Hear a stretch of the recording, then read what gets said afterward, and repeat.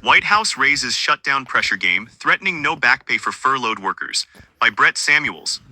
The White House is wielding the new threat of no back pay for furloughed workers as a tactic to pressure Democrats to end the week-long government shutdown. The previous shutdown ended with legislation, known as the Government Employee Fair Treatment Act of 2019, that required furloughed workers in future shutdowns be paid once the government is opened.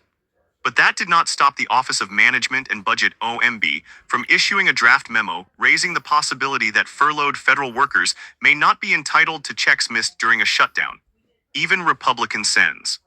Tom Tilley's North Carolina and John Kennedy Louisiana expressed severe doubts not only about the political wisdom of such a public stance, but of the administration's legal ability to back it up. I think it is a horrible message to send to people who are basically hostages right now to the Democrats shutting down the government, not agreeing to a clean continuing resolution, Tilley's told reporters. I think it is bad strategy, added the GOP senator, who has broken with Trump on some issues and plans to retire at the end of his term. It is not up to the president. I mean, his opinion matters, but Congress has got to appropriate the money. Read the Constitution, Kennedy, who is generally not a critic of Trump, told reporters. The new threat is part of a larger strategy from Trump and the White House to raise the potential pain to Democrats over a shutdown in the hope they will bend. In some cases, that has left Trump officials echoing Democratic messaging in previous shutdowns. For example, White House officials have warned that troops may miss their next paycheck, and that key programs that assist low-income families will run dry without a deal to open the government. What is different about the Trump approach is that it has included threats to punish federal workers, either by firing them during the shutdown or withholding pay. In both approaches, Trump and his lieutenants have cast the blame on Democrats. I can tell you this, the Democrats have put a lot of people in great risk and jeopardy, Trump said during an Oval Office meeting with the Canadian Prime Minister, when asked if the administration's position was that furloughed workers should receive back pay. For the most part, we are going to take care of our people, Trump added. There are some people that really do not deserve to be taken care of, and we will take care of them in a different way. Even one of Trump's closest allies, Speaker Mike Johnson, Republican from Louisiana, said Tuesday he hoped furloughed workers would receive back pay, though he argued there are some legal analysts who are saying that that may not be appropriate or necessary. Whether any of this will get Democrats to bend is an open question. But so far, the minority party has been unmoved, digging in on their demands for an extension to Affordable Care Act subsidies that will prevent increased premiums.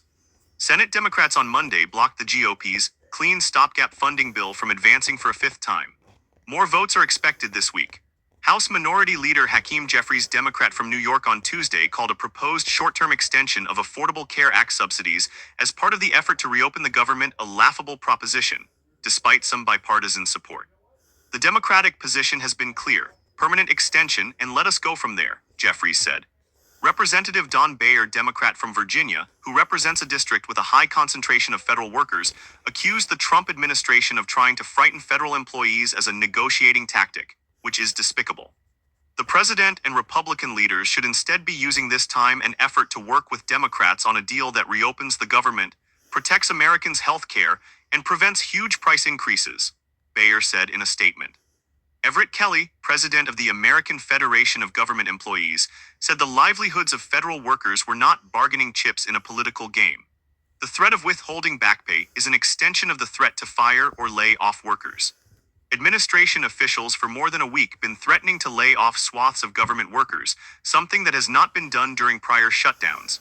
If this keeps going on, it will be substantial, Trump said Tuesday of layoffs.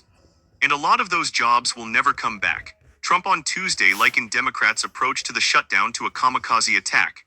They are the ones that started it. They are the ones that have, and it is almost like a kamikaze attack by them. This is like a kamikaze attack, Trump said. They have nothing to lose. No. Just no, ladies and gentlemen. Again, like I've said before, Republicans, run the White House, Republicans run the Senate, and Republicans run the House. No Democrats run anything in the government, unfortunately.